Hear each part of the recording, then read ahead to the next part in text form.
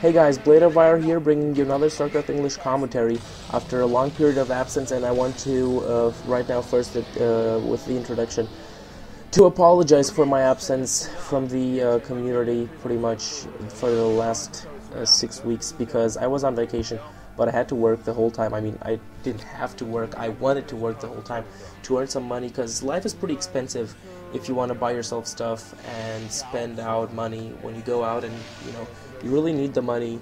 And this is why I worked for all my vacation, for all my summer vacations.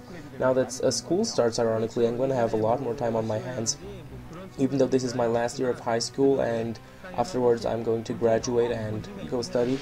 Still, it's not that demanding, meaning that I'm going to have some time on my hands to make a couple of commentaries every day, I hope.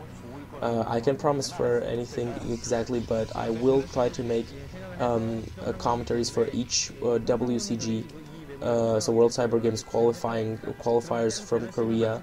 For this week, there's going to be, I believe, a match every day from this tournament, and I'm going to try to bring you commentaries of it.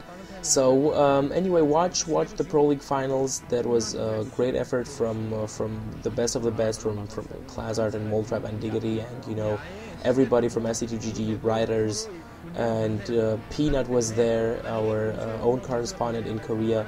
So a really great team effort. You really should check that out.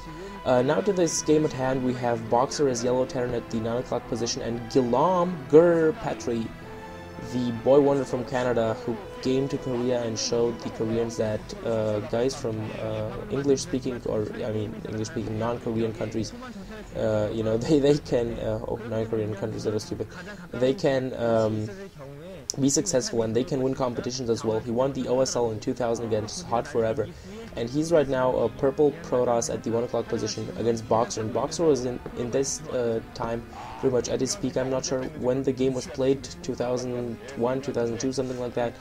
So really the kind of Bronze Age, not really Stone Age, but Bronze Age of StarCraft, I guess. And if you look at the gameplay and APM and everything, the game has evolved so much since then. Of course, it was at a high level already with pro gaming, but it's gotten so much better. Simply amazing. Just watch J-Rung and Flash these days, or I don't know, Best and Flash, and whoever you want to watch. They're at such a high level of play. Amazing. But Grrr P1 scouting Boxer at the moment with his little probe right there, and it seems that Boxer will gonna go for a fairly normal standard, factory build, try to push out.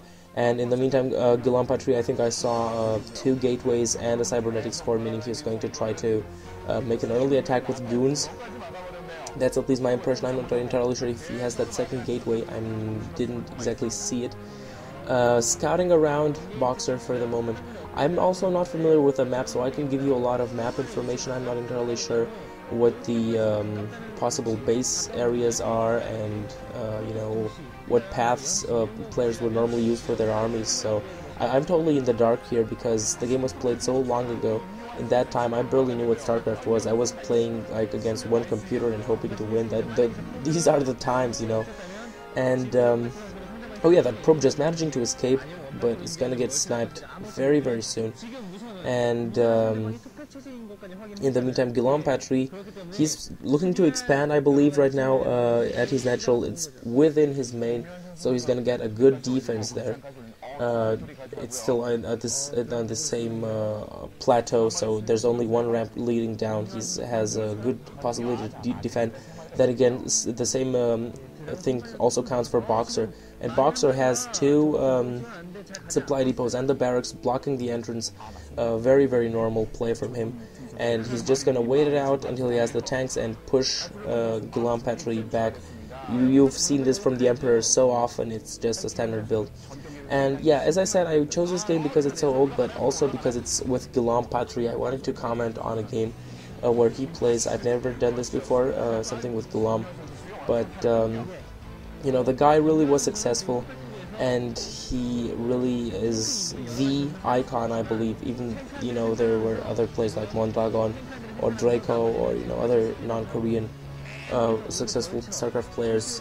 Grrr P1 still is the iconic figure simply because, you know, you want an OSL. What do you want more? Nexus, in the meantime, so looking to expand and get the economic advantage, Gillan, but he has to watch out because there's a couple of Marines and a tank coming down. He will probably try to get that tank out of the way, because this is really the dangerous part. He's focusing on Marines. He kills, I believe, one Marine. He's going for the tank right now. That's what he should have done, and he does manage to get out of the tank. And this is important because killing this first tank will slow down the Terran offensive and buy himself time to refresh his troops of Dragoons and to get that second expansion up and running well enough to compensate for his lack of troops for this a negative aspect for him right now in the beginning. So the Nexus is almost ready. He manages to push back this attack again, and he's really following his retreating troops. Takes down 2 SCVs. Good job from Gillan. He's gonna be pushed back right now because of those siege mode tanks. So Boxer now having a defensive stance in the middle of the map. Gillan looking to come with economic advantage and overrun Boxer. And Boxer actually, now I realize he did a smart move. He built that engineering bay very close to Gillan's base, so he could float it in immediately and get that quick scouting information that he so much needs. So good move from him there. I believe, you know, we're just gonna see a normal turret push with the tanks, just building turrets and moving in.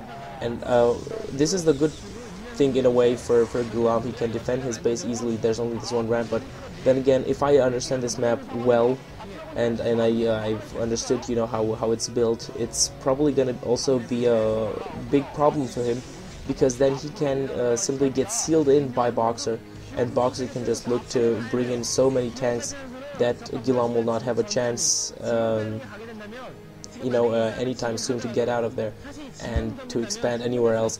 And Gillan is, I believe, looking to go past these troops and maybe attack them from behind, kind of a sneaky